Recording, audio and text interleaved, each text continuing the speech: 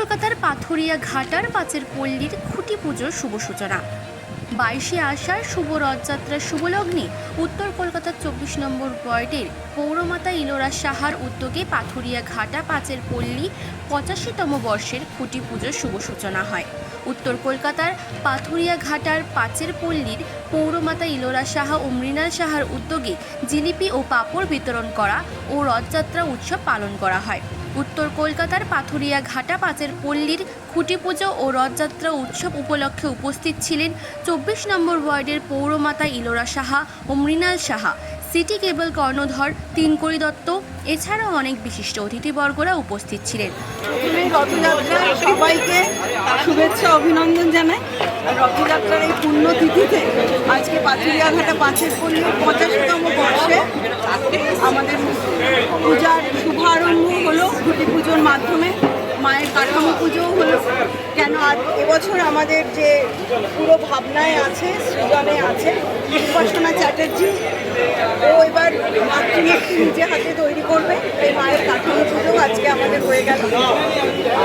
এবছর একটা চমক থাকবে, সেটা এখনই বলা যাবে না, নিশ্চয়ই ক্রমশ প্রকাশ্য। তবে পাথুরিয়া ঘাটা প্রত্যেক বছরই একটা খুব সুন্দর পুজো উপহার দিয়ে থাকে। আমরা আমাদের যারা দর্শনার্থী তাদের প্রতিও আমাদের একটা দাবি থাকে যে আমরা যাতে প্রত্যেক বছরের মতো এই বছরে একটা সুন্দর ভাবনা, সুন্দর একটা পুজো উপস্থাপন করতে পারি। উপহার অবশ্যই আকর্ষণীয় হবে, চমক থাকবে, কিন্তু সেটা আমরা আজকেই প্রকাশ করতে চাইছি না।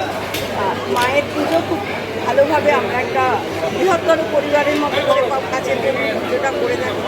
এই এলাকার সকল মহিলারা, ক্লাবের সদস্যরা, আবার বনিতায় পুজো অংশগ্রহণ করে।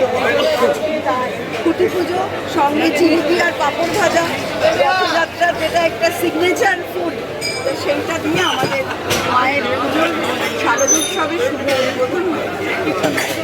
শুভেচ্ছা জানাই যে আপনারা সবাই আসবেন আমাদের পুজো দেখতে, এবং পুজো খুব সুন্দর হবে এইটা আমি দৃঢ়তার সাথে বলতে চাই।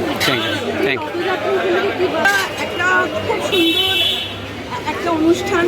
আমাদের ছোটবেলা থেকেই যখন রথযাত্রা হওয়া মানেই একটা মনে হতো যে পরেই পুজো আসবে, সঙ্গে বৃষ্টি থাকবে, জিলিপি থাকবে, পাঁপড় ভাজা থাকবে। এবং দেখা যাচ্ছে আজকাল কিছুটা হয়তো পারিপার্শ্বিকতাটাও বদলে গেছে। বাচ্চাদের মধ্যে রথ টানার প্রবণতা আগের থেকে অনেক কম, কিন্তু উৎসাহ উদ্দীপনায় কোথাও খামতি নেই। বিশেষত উত্তর কলকাতা, যেখানে সাবেকি আনার সবেতেই একটা ছোঁয়া থাকে। উত্তর কলকাতা থেকে মানসী বোসের রিপোর্ট, চেতনা বার্তা। জেগে থাকে, জাগিয়ে রাখে।